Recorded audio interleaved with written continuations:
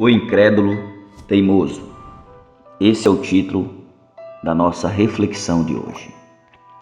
Certo dia trouxeram-me um homem para conversar comigo sobre a Bíblia. Porém, ele dizia que jamais se tornaria crente. E quando lhe perguntei o motivo, ele logo respondeu-me que a Bíblia estava cheia de contradições. Pedi-lhe imediatamente que me mostrasse uma contradição. Disse ele, está cheia delas. Se está cheia delas, respondi-lhe, poderá facilmente apontar-me uma, correto?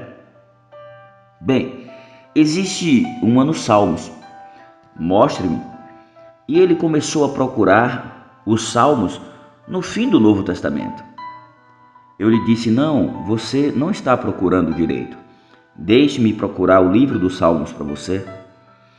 Depois que eu achei, ele começou a folhear, sem encontrar aquilo que desejava. Ao final disse-me, eu poderia achar se tivesse com a minha Bíblia. Bem, eu disse-lhe, prometa-me trazer a sua Bíblia esta noite, para que me mostre as supostas contradições. Ele me prometeu que viria encontrar-se comigo em certo lugar da igreja antes do culto. A hora chegou e passou um bom tempo, mas o homem teimoso não apareceu. Alguns anos mais tarde, eu estava em uma outra série de jornada evangelística e de repente alguém veio dizer-me, está aqui um senhor que se diz cético, não crê na Bíblia. Eu pensei que o Senhor poderia tirar-lhe as dúvidas. Pedi então que o trouxesse a mim. Olhei para ele e reconheci, logo que se tratava do mesmo homem. O Senhor é aquele mesmo homem que uma vez me pregou uma peça. Muito confuso, confessou que era ele mesmo. Mas ainda estava com o mesmo jogo de dizer que a Bíblia está cheia de contradições. Não tem jeito.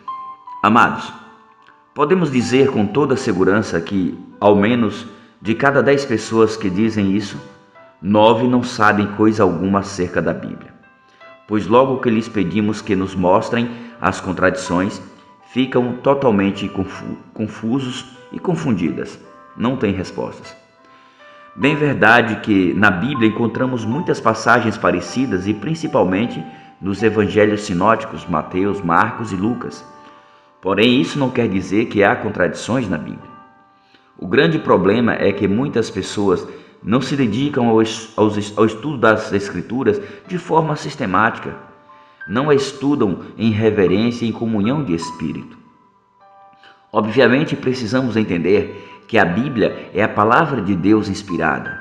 Veja o que diz o apóstolo Paulo em sua primeira carta aos Coríntios, no capítulo 2 e versículo 14.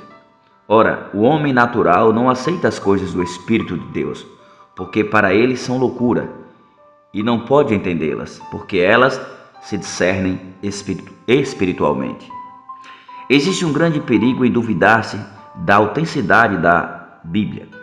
A grande maioria dos que a criticam são ignorantes, ou seja, não sabem o que estão falando, ou estão tentando camuflar sua vida promíscua e pervertida, a qual a Bíblia condena.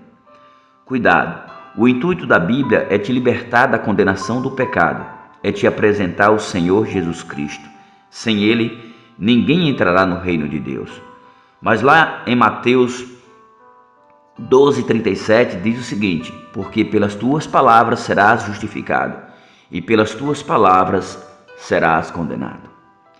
Leia com desejo de conhecimento e libertação, não com olhar crítico para satisfazer unicamente o seu ego. O salmista Davi também disse no Salmo 119, versículo 105, lâmpada para os meus pés é a tua palavra, e luz para o meu caminho. Saia das trevas, meu irmão, trilhe nos caminhos da luz. Pense bem, Deus sem você continua sendo Deus. Você sem Deus nunca será ninguém. É você que precisa de Deus, Deus não precisa de você. Pense bem, que Deus abençoe você, a sua família e todos à sua volta. Fiquem todos com Deus. Amém.